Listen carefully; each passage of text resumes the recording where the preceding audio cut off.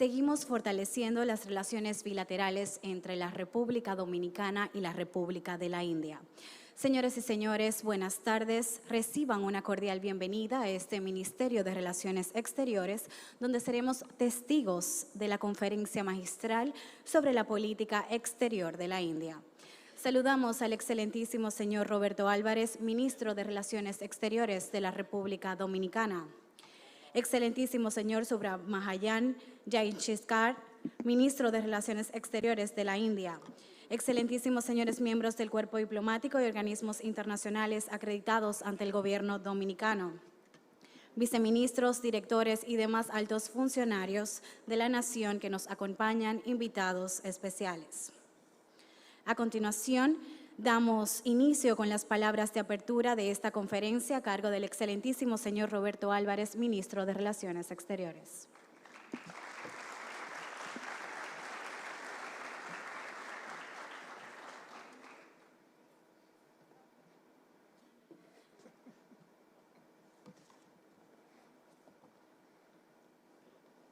Muy buenas tardes. Soy Roberto Álvarez, el Ministro de Relaciones Exteriores de la India. Por esto le agradezco tanto al ministro como al embajador Abagani por este precioso Modi Jacket que ha venido especialmente desde la India y hoy, con motivo de la visita del ministro Jaishankar, me ha quedado, me parece que, bastante bien.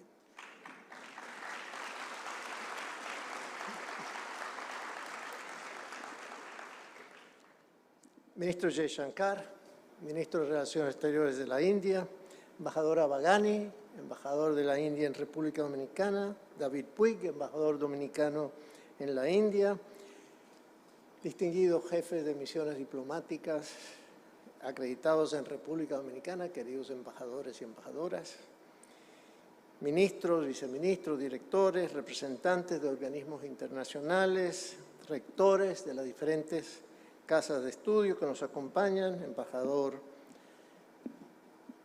invitados especiales, amigos de la prensa.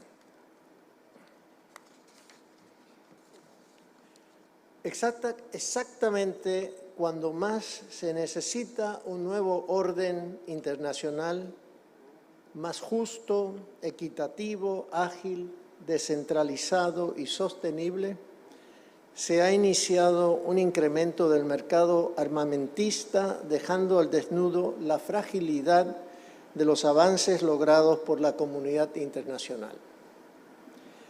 Esta enorme contradicción muestra que los avances no están asegurados y que, a pesar de ser un mundo globalizado, somos aún una fraternidad inmadura, en palabras del Papa Francisco.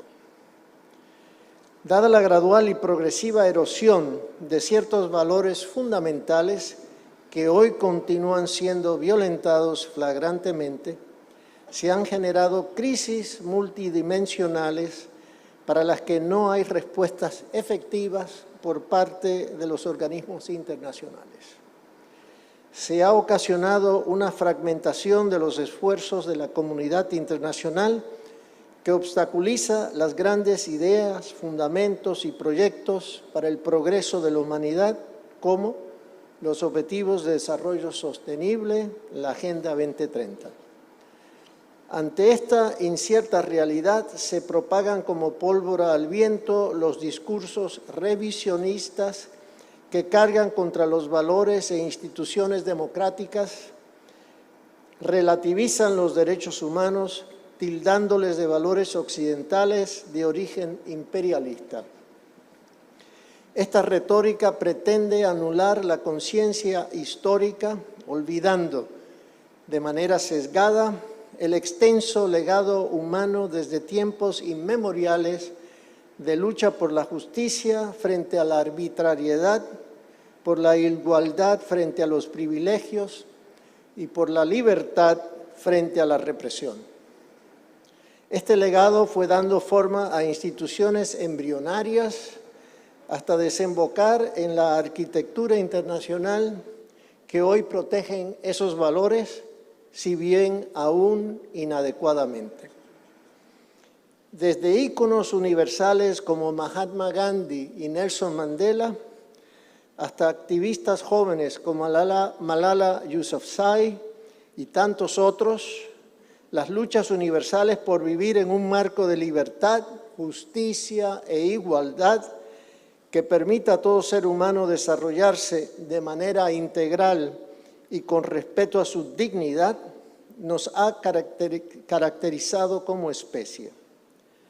Esta aspiración es una muestra fehaciente de que los derechos humanos no representan un conflicto ideológico entre Oriente y Occidente, sino más bien el resultado de una búsqueda por la felicidad y la libertad inherente a todo ser humano.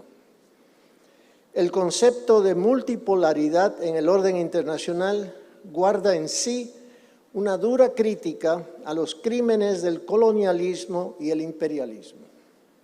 Pero esta apuesta por la democratización de las relaciones internacionales no puede significar el desconocimiento de las conquistas de la democracia liberal en pos del progreso humano. A nuestro entender, el sistema de instituciones internacionales necesita un cambio significativo. Es cierto que el orden liberal internacional ha logrado avances notables en la promoción de la paz, la seguridad y la cooperación económica, y que estos logros deben preservarse. Sin embargo, para enfrentar los desafíos globales del siglo XXI, es necesario reformar y fortalecer las estructuras y políticas que emanan de estas instituciones.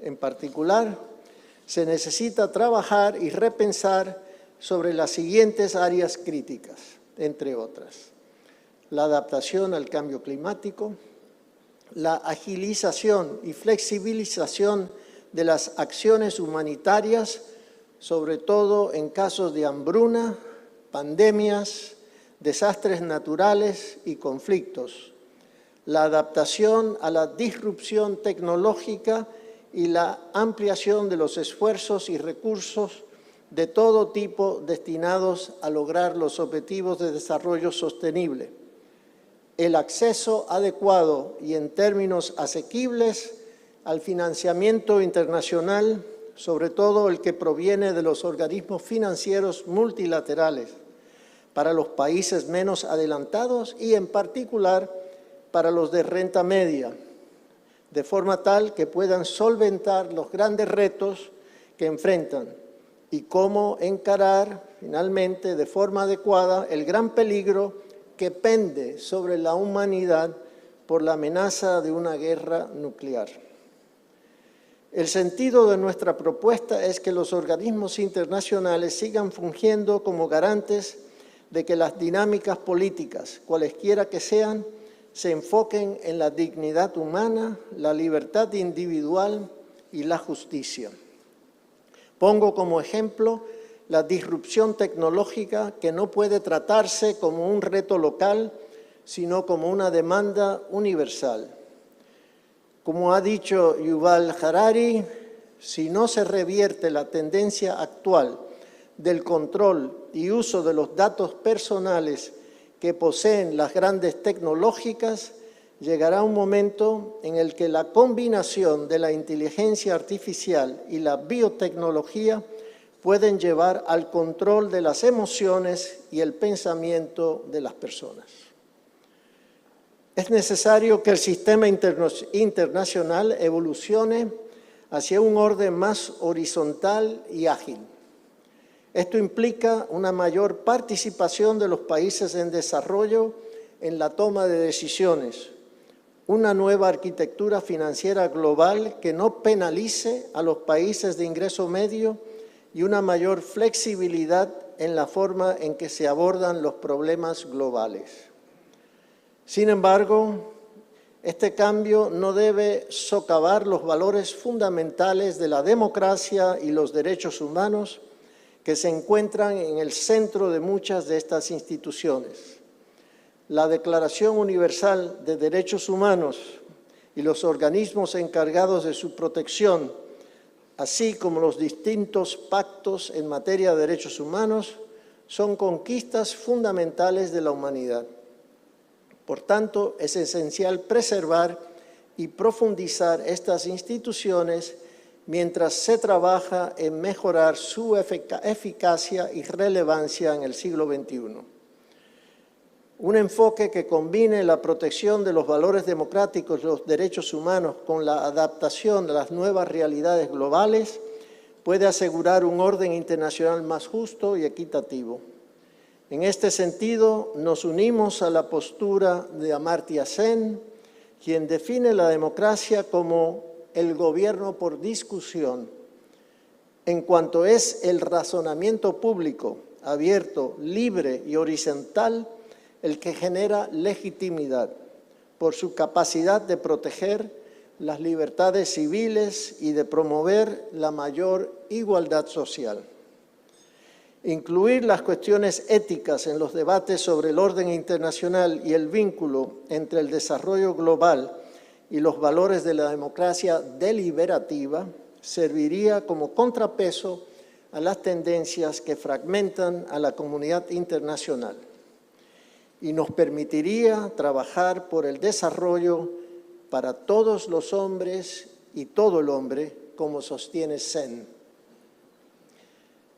Jaishankar ha venido para hablarnos de la India, un ejemplo particularmente interesante del poder de la democracia, no solo como sistema de gobierno, sino como mecanismo de contraste de intereses divergentes en aras de lograr consensos inclusivos y representativos, basados en importantes valores para la convivencia humana, la tolerancia, el pluralismo y la unión en la diversidad. Si más de 1.400 millones de ciudadanos con 22 lenguas oficiales y múltiples denominaciones religiosas pueden ponerse de acuerdo y construir una fuerte identidad común, los 193 estados restantes podríamos aprender de este ejemplo sobre la importancia del diálogo y la concertación. También cabe notar el liderazgo diplomático y económico de la India en el ámbito internacional. Desde su lucha anticolonial y su independencia del Imperio Británico, la India ha sabido posicionarse como líder imprescindible del tercer mundo y del movimiento no alineado, sirviendo como fuerza de equilibrio ante las grandes tensiones internacionales. Actualmente, las principales tendencias demográficas, políticas y económicas indican que la India puede llevar este rol histórico a cada vez mayor escala. Según las Naciones Unidas, la India ya es el país más poblado del planeta y por 2 años consecutivos ha servido como principal motor del crecimiento económico asiático. Diferentes proyecciones apuntan a que la India puede tornarse en la segunda o tercera economía mundial en los próximos 15 o 20 años. Además, dado su alto nivel de educación, sobre todo en las tecnologías de la información, también sirve de modelo a los países en vías de desarrollo por su dominio de las industrias del conocimiento, ejes fundamentales del crecimiento económico mundial en el siglo XXI. Y mientras la India continúe trazando un camino independiente, como gran potencia emergente, alzará consigo valores liberales y de tolerancia, demostrándole al mundo que la democracia y los derechos humanos no son una prerrogativa occidental, sino un bien común y universal. Señoras y señores, permítanme decirles que Jaishankar es un diplomático de carrera y un gran pensador sobre las relaciones internacionales. Ha sido embajador tanto ante Estados Unidos como la República Popular China. Sirvió también en misiones diplomáticas en la extinta Unión Soviética y en Japón. Se desempeñó además como encargado de la cartera de las Américas. El ministro viene de una familia comprometida con el servicio público a su nación. Su padre y su hermano también dedicaron su vida al servicio civil. De hecho, K. Subramanian, como es conocido, Krishnaswamy Subramanian, el padre de Jay Shankar, es considerado el progenitor del pensamiento estratégico indio y autor de la doctrina nuclear de su país. Ministro Jay Shankar, es sumamente grato contar con su presencia entre nosotros, compartiendo sus reflexiones sobre la política exterior de la India en el cambiante contexto mundial. Estamos seguros de que su sabiduría y experiencia en el ejercicio de sus funciones de Estado nos serán de gran utilidad. Esperamos que la India, país abanderado de los no alineados y actual presidencia del G20, pueda seguir auspiciando una relación bilateral con República Dominicana basada en los valores compartidos. Nuestro trabajo más acuciante es rescatar horizontes que nos congreguen. No podemos permitir una miopía que destruya la utopía de construir juntos la justicia y la paz, objetivos que considerábamos más fácilmente alcanzables en otra época. Muchas gracias.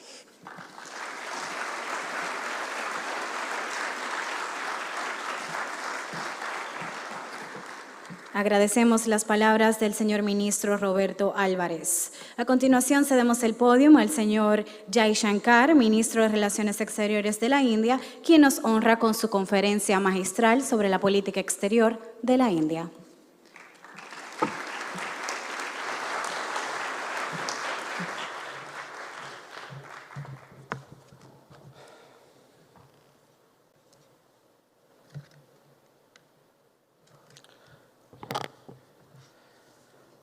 Foreign Minister Roberto Alvarez,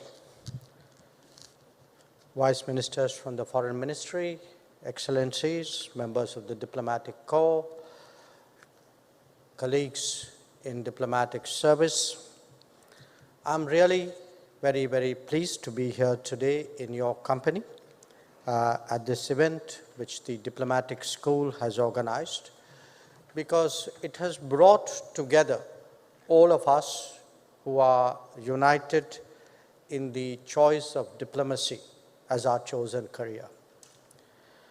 Now, in my own diplomatic experience, currently at 46 years, I have also listened, sitting there, to various thinkers and practitioners of diplomacy who have shared their insights and their experiences.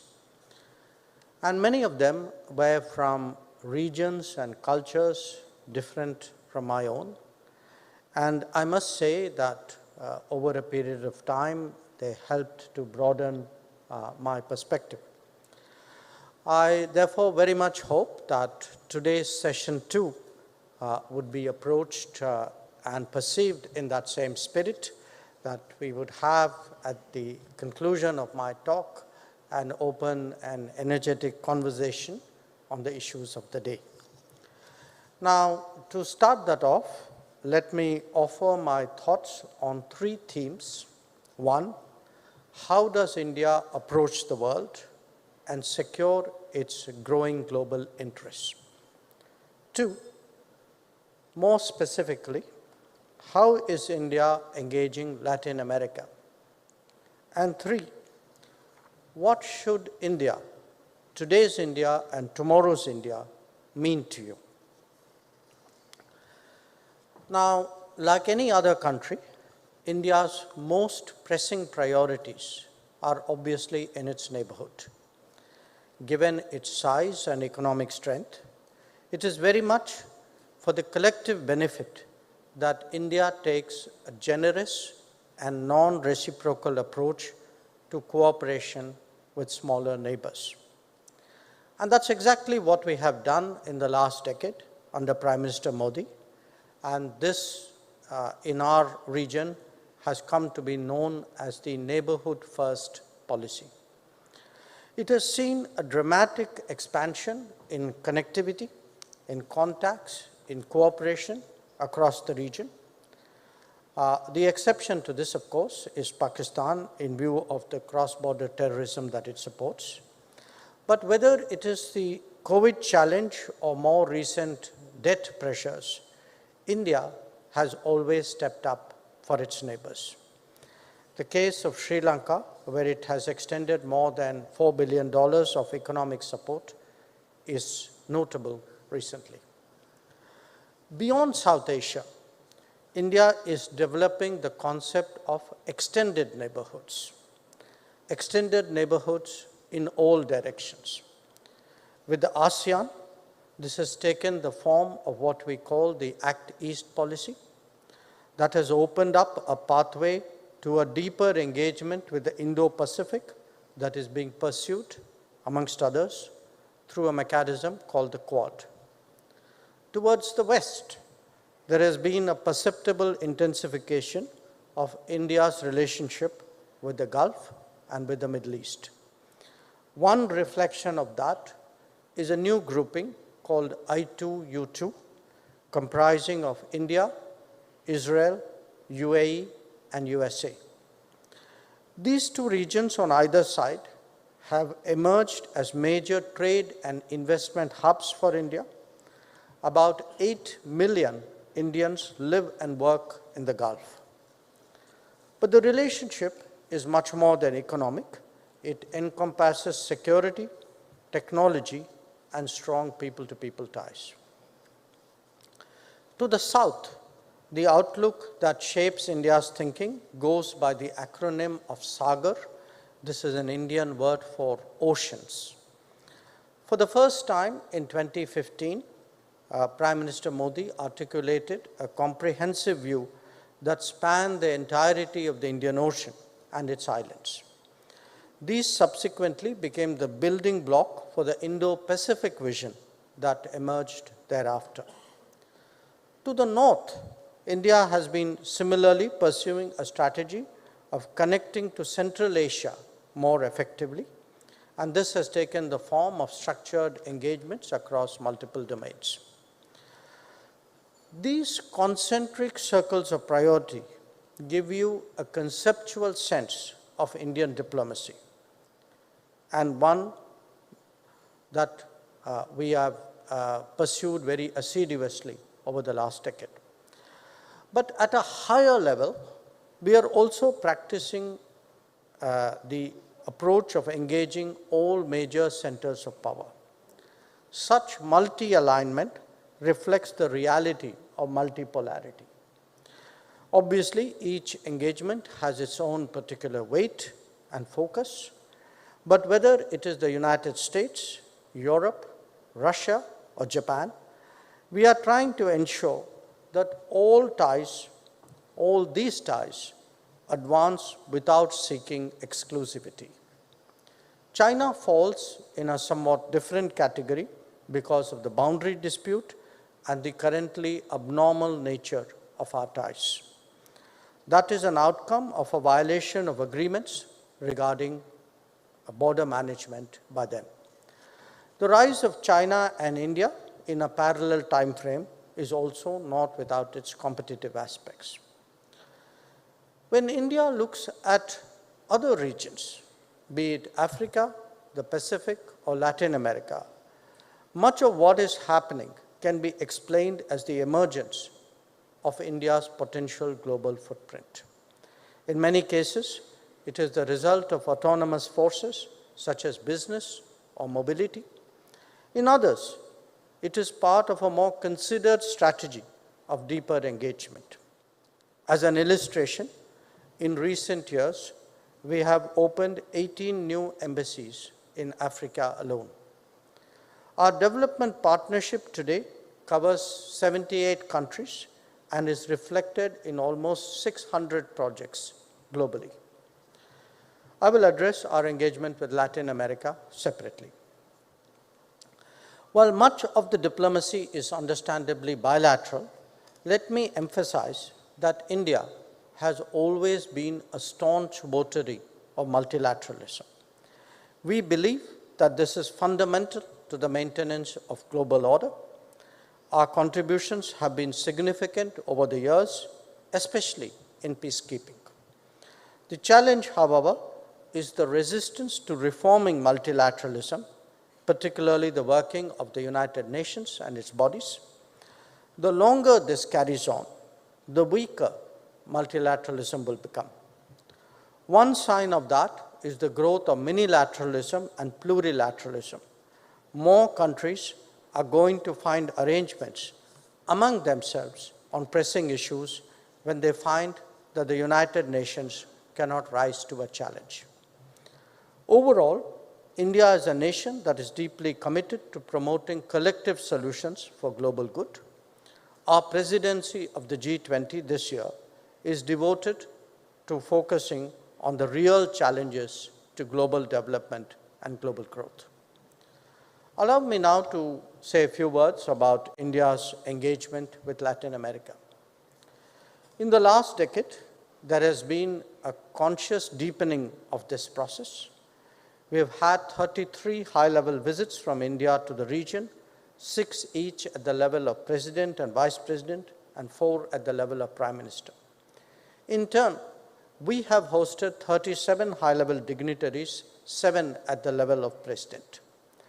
2 new embassies have been opened, one in the Dominican Republic and one in Paraguay. But the real story is the economic one. Our trade with Latin America is today approaching a volume of $50 billion. Our exports to Brazil at $6.48 billion is more than that to Japan at $6.18 billion. That to Mexico at $4.43 billion is more than to Canada at $3.7 billion. In fact, even with the Dominican Republic, our exports at $329 million is more than some ASEAN partners like Cambodia. There is also a surge in investments, most notably in the energy sector. India today imports crude from Brazil, Mexico, Colombia, and Guyana. Our presence in sectors like IT, pharmaceuticals, and two-wheelers is increasingly visible. Not least, Indian companies are engaged in project and enterprises from power transmission and road building to agriculture and mining. The political engagement is also growing in parallel. Since 2016, we have a structured engagement with CELAC. I held the last meeting with its Troika in September 2022. Similarly, there is an arrangement to regularly interact with both CARICOM and SICA. In fact, on this current visit, I participated in both these exercises at the level of foreign ministers. India is an associate member of the Pacific Alliance and has a preferential trade agreement with Mercosur since 2009. The fact is that deeper globalization and a broadening of India's interests, Latin America is no longer considered a region too far. So what does all of this mean to you? Or if I can put it somewhat differently, where should, possibly where does India feature in your calculations? Let me give you 10 reasons why you need to pay greater attention to our relationship. 1, as the 5th largest economy currently, likely to become the 3rd perhaps by the end of the decade, our economic presence will be more strongly felt in this region. Indian goods and services will be more visible, and our demand for resources from this continent will grow commensurately. Both as a producer and as a consumer, India will matter more to you. Second, not just as the most populous country but also one of growing skills and talent, we are becoming increasingly central to the global workplace. This is especially so in the era of a knowledge economy. Already, a number of countries are seeking mobility agreements to this end. 34 million Indians and people of Indian origin live and work abroad. That number will only grow further with the passage of time. Third, the big change of our era is the digital revolution. In recent years, India has built on a digital backbone to transform governance and ensure delivery of public goods and services. Side by side, it has had a revolutionary impact on business, including health, education, innovation, and retail. It has enabled the rapid creation of a social safety net on a scale that could not even be contemplated earlier.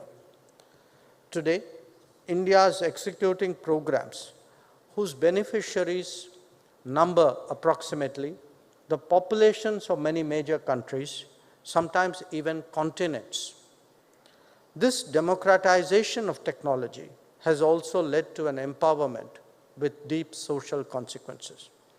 In that sense, India's digital experience holds lessons for the world. 4. A parallel story is taking place in the domain of health. The COVID period underlined India's true potential in this regard. We supplied vaccines to almost 100 countries, many of them as the first provider, and enhanced quantity of medicines to 150 countries, including many developed ones. But on a more lasting basis, India is emerging as an example of affordable and accessible healthcare, including for populations at low income levels. 5. Another big change is in climate action. Since COP21 in Paris, we are steadfastly discharging our responsibility of being a climate leader. The growth of renewables, the impact of energy efficiency, and the consequence of lifestyle changes have truly been remarkable. The big ideas in this domain are also coming out of India, such as the International Solar Alliance, the Coalition for Disaster Resilient Infrastructure, and the proposal which Prime Minister Modi tabled in Glasgow of what he called One Sun, One World, One Grid. Even India's advocacy of millets this year as a food for greater consumption in the world has very strong climate implications. In a world that is more self-obsessed, India has also stepped into the role of a first responder in humanitarian assistance and disaster rescue situations. Initially, this was largely in our immediate neighborhood on occasions like the Yemen civil war or the Nepal earthquake. More recently, it was visible during the Turkey earthquake. 7. Shaping global debates to ensure a more inclusive approach is another big issue of our times. Historically, India has been deeply committed to the well-being and progress of the global South. As we assumed the G20 presidency, Prime Minister Modi decided to consult 125 nations to ensure that we spoke for this larger constituency on the pressing issues of the day, and Minister, you participated in that exercise. 8. In the aftermath of COVID and the Ukraine conflict, it is clear that the globalization model of the last 2 decades is now simply too risky. We are excessively dependent on a single geography. To de-risk the global economy, there is a search for more reliable and resilient supply chains. In the digital domain, there is a parallel emphasis on promoting trust and transparency. We have the potential to be one more engine of growth for the global economy. 9. As globalization unfolds and multipolarity emerges, the process of rebalancing among countries, cultures, and regions also gathers strength. This was initially apparent in the economic domain, now more so in the political domain, but its cultural manifestation is no less significant. The world will become more democratic and more diverse with the passage of time, and India's culture, heritage, and traditions will make their due contribution. Yoga, perhaps, is a good example to reflect on, a very obvious one. And finally, and I have deliberately kept it to the end to emphasize this point, in a world where values and beliefs are much more deeply appreciated, the significance of India's democracy cannot be overstated. And I, therefore, thank you, Minister, particularly for making that point. Today, we can say that India is not just a democracy, but it is a democracy that delivers. And it draws on its own consultative and inclusive traditions to do so. Do appreciate that India's democratic choice has had truly global repercussions, and therefore, so does its success. So let me conclude by underlining that we live in a more volatile and uncertain world. There are two big contradictions of our times. One is the polarization between the East and the West. The other is the divide between the North and the South. India has a bridging role in both.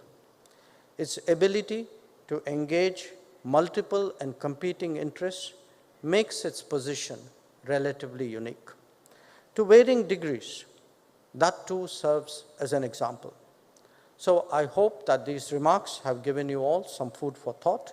I would be delighted to respond to your comments and questions. Thank you very much.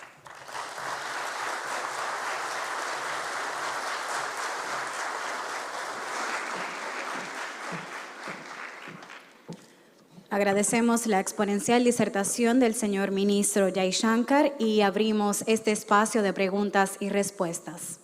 Si alguien tiene alguna pregunta, por favor.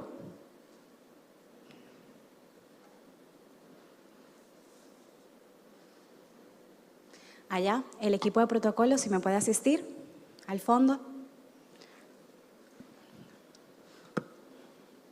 Gracias. Good afternoon, Mr. Ambassador, Mr. Minister. My question is, as you indicated that India wants to achieve a real change in G20 as president, how you intend to do that all the countries that is in the G20 applies the sustainable agenda in the economy? Thank you. Si puedes repetir la pregunta, por favor. Okay. Yes, My question is, as you indicated, okay, it's okay, I can do it. My question is, as you indicated that India wants to apply a real change as the G20 presidency, how you pretend or attend to do that all those economies apply an economy agenda sustainable for like a model for action? Sure. I think, as all of you know, we took over the G20 presidency at the end of last year from Indonesia. The focus of the G20, the mandate of the G20, is really to promote global development and growth and address challenges to them. And I think the challenges which our young colleague pointed out are the most pressing ones, issues about economic distress and concerns about the sustainability, not just of growth, but sustainability of the planet itself. our effort today in the G20 presidency is actually to get the group to look at these very issues.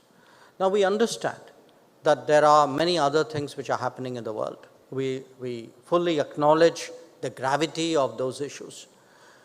But the fact is, different issues have different forums that are appropriate to address them and to debate them.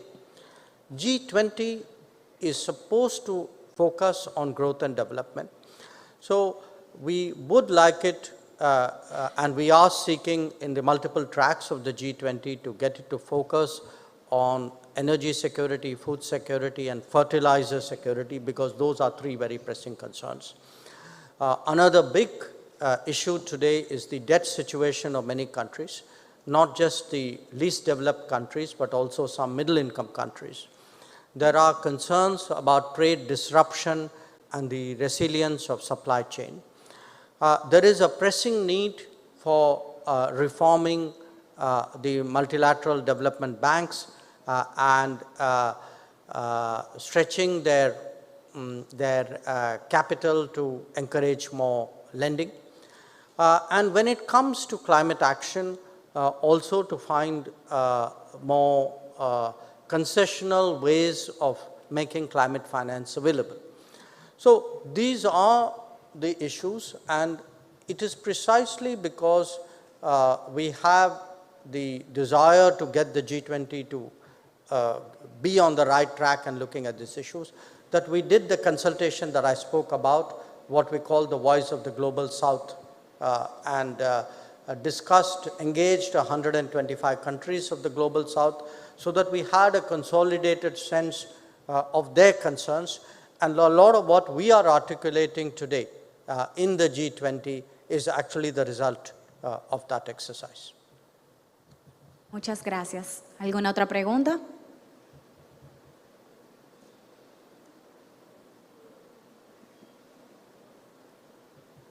Good afternoon. Okay. My name is Daniel, and I would like to make a question. I am aware that India is one of the biggest democracies in the world, as they need to give access to each eligible citizen to fulfill this right. You mentioned that over 2 million Indians live in the Middle East. Can you hear me? Yeah. You mentioned that over 2 million Indians live in the Middle East. 8. Oh, that's a bigger number. Around 3 million Dominicans live abroad as well, and our legislation gives them the right to vote. Does the Indian legislation also provide those Indians who live abroad the right to vote? And if so, how do you manage that? We have Indian nationals and people of Indian origin who live abroad. I make a distinction because when we say people of Indian origin, they are people who have taken other nationalities. Roughly, this number is 34 million. You can say maybe they are half and half. Maybe 20 million are people of Indian origin and about 14, 15 million are Indian nationals. Obviously, the people who have taken other nationalities in my country are not eligible to vote. But they are eligible to become what we call an overseas citizen, which means they get many of the legal rights of an Indian citizen, but not the right to vote and not certain economic and legal rights which our citizens normally enjoy. Where our nationals are concerned, we have the question of how do they vote when elections take place and they live abroad is an issue. We have not taken a decision about setting up voting centers abroad. That is not something that we have ever done. There are many reasons for it, including the numbers involved, as you can understand. But what happens, in India, it's very interesting because often we get these debates about how is democracy doing. Do people really believe in it? Is the public faith going down? I can tell you, if you want to see some society any society where democracy is thriving, it's doing well, the people's faith is strong, in fact getting stronger, you should come to India during an election. Or, I mean, in any parameter you use, the percentage of people voting, the number of women voting, the number of, I would say, disadvantaged or discriminated sections historically who today come to exercise their choice. By every parameter, there is a greater and greater participation in the democratic exercise. And in fact, because there is a lot of internal mobility in India, people also often vote from, where they are eligible by a postal vote as well. So the short answer to your question is no, we do not have a mechanism for people voting abroad, but the additional volunteered answer from my side is it is a place where people value their vote. There is a perception that who they elect can make a real change in society. And I think the pace of change in the last 10 years has given really the public a great deal of faith and belief in the democratic system. Muchas gracias. Les recordamos que pueden hacer sus preguntas en español ya que contamos con traducción simultánea. Una pregunta más, por favor.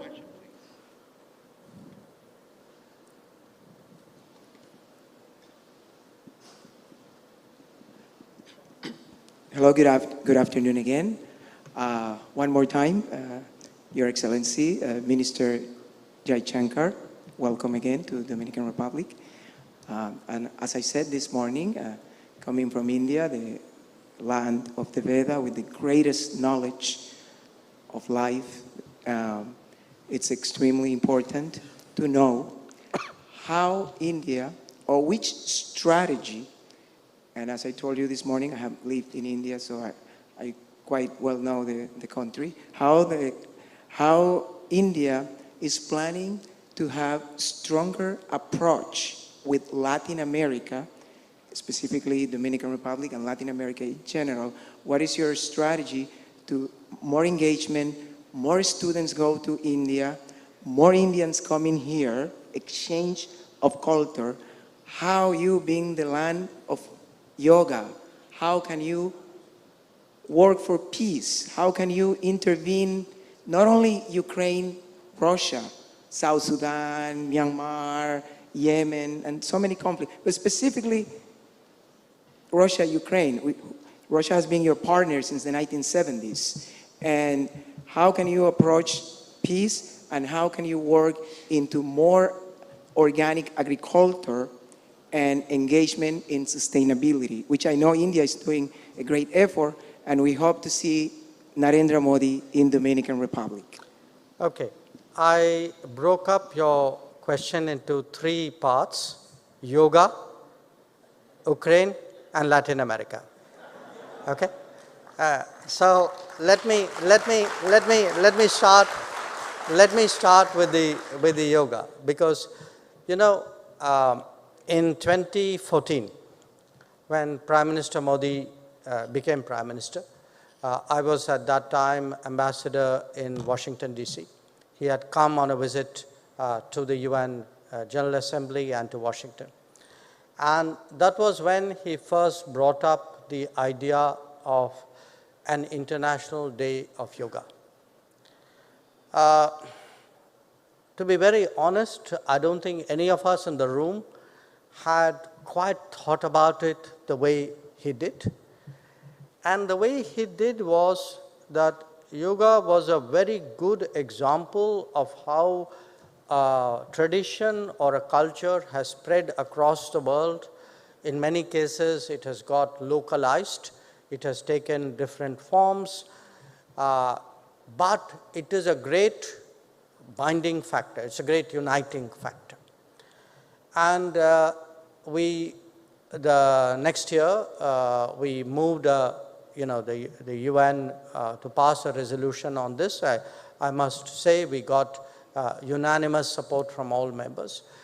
And from 2015, if you could see actually the global celebration of yoga has been more and more widespread.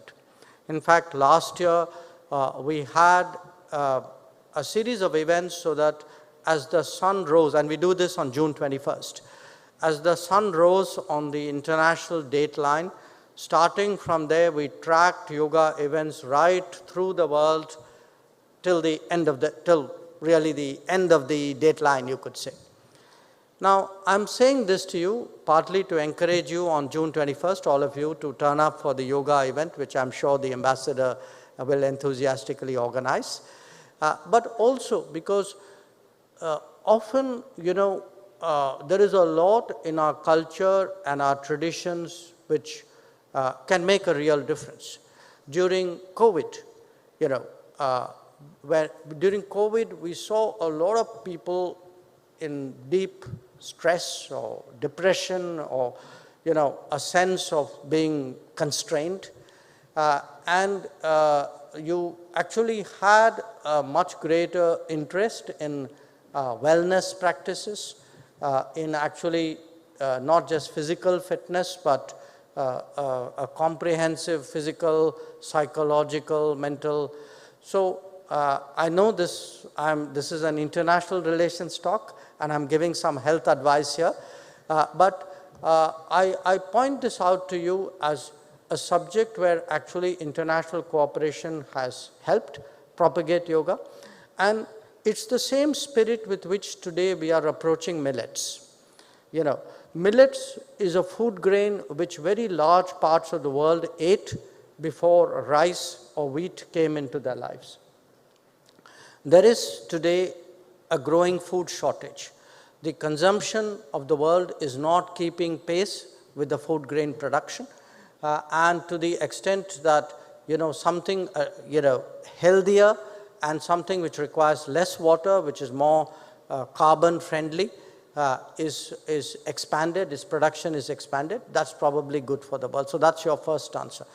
Your second answer on Ukraine, it's a large part of the world, of the roughly 200 countries in the world, I think the overwhelming sentiment in the world today is for peace.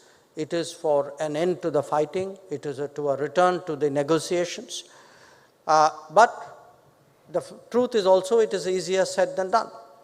So what we have done as a country, my Prime Minister has often been in touch with the presidents of Russia and Ukraine on this subject. We have also diplomatically tried to help any initiative which in some way, however partially, contributes to an improvement in the situation.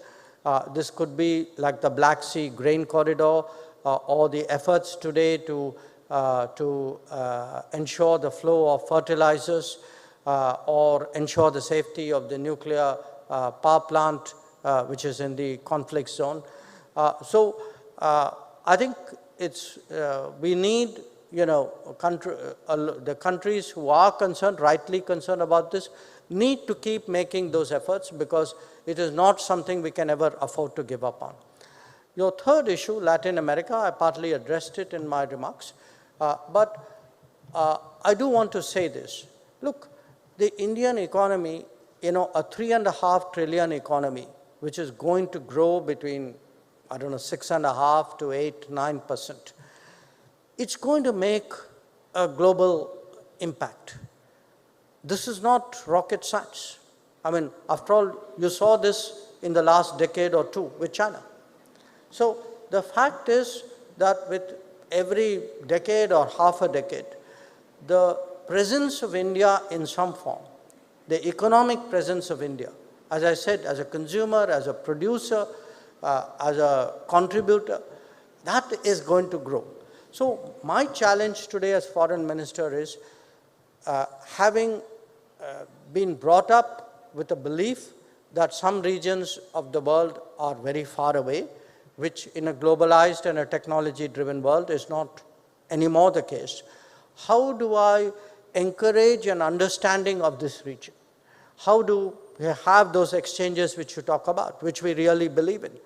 So one of the, I would say, conclusions of my own visit this time is to go back and see whether with CARICOM or with SICA or with CELAC, how do we put in place more sustained exchanges in different domains so that we actually have a direct experience of each other. And the direct experience makes a difference. I mean, the 4 countries that I have traveled to on this trip, each one of them is being visited by an Indian foreign minister for the first time.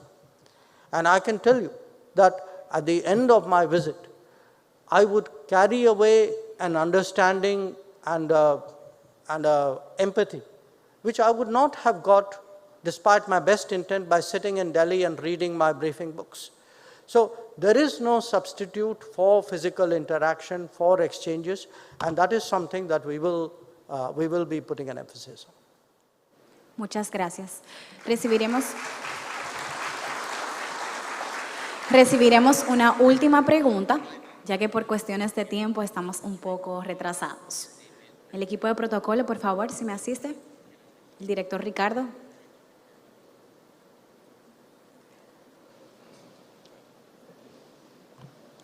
Okay, I'll take both of you back to back. So if you can both give me your questions, I'll give you a short answer. Thank you, Excellency. So my question is, given the historical relationship between India and African countries, so given the diaspora India has, I'd like to know if you have any recommendation for the Dominican Republic about how can we improve, how can we strengthen the bilateral relationship between the DR and African countries.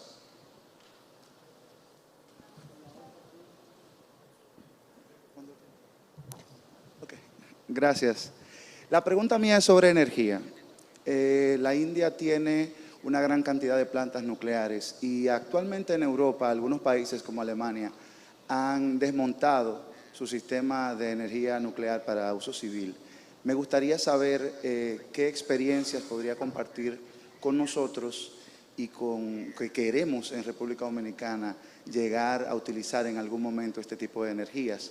Queremos saber de qué manera el gobierno de la India pudo manejar ese temor con sus ciudadanos para así poder nosotros quizás, a partir de su experiencia, poder implementar esas opciones. Gracias. Thank you. On Africa, we have steadily expanded our diplomatic presence. I think, if my memory serves me right, out of 54 African countries, I think we have 46 embassies, some 46 or 47 embassies. Okay. But we did it stage by stage. So it's not possible for a country to suddenly, be everywhere. So a part of the problem is to break it up into regions and create, embassies with concurrent accreditations. But as I said, at the end of the day, it's important to have a presence on the ground. However small an embassy, having a resident ambassador, having even a concurrent ambassador, having people, staff, our diplomats live there, gives you a feel which, is very, very difficult to get on paper. So I know, not every country has its own challenges, it has its budget, it has its people. So our solution will not necessarily apply to you. But I would say to the extent possible, there is a reason why in history countries sent out envoys. The reason is they wanted people to go there and, see it and smell it and think it and experience it, and that's good judgment. Because at the end of the day, our business is about judgment. And judgment is partly cultural, part of it is an understanding of the people you are dealing with. So I am by nature inclined to recommend setting up embassies, at least for my own country. And I try very hard as foreign minister to increase that. On the nuclear issue, look, I think different countries have made their judgment about the viability and the risks and the benefits of nuclear energy. The Germans have done theirs. I mean, very frankly, our judgment is very different. We are growing our nuclear energy program. We are setting up more reactors. We do believe today that if you look at climate change as a very major challenge, that nuclear reactors, nuclear energy is part of that solution. But having said that, I accept that one of the issues there is exactly the point you made, which is, after Fukushima, there is a certain public trepidation on this. I think you have to engage the public. You have to, tell them that, look, that was a different situation. There were some very peculiar coming together of circumstances. So, nobody said governance is easy. I mean, it's part of the governance responsibility to go out there and engage the public and often, spend time with them and persuade them on very sensitive and tricky issues. Muchas gracias.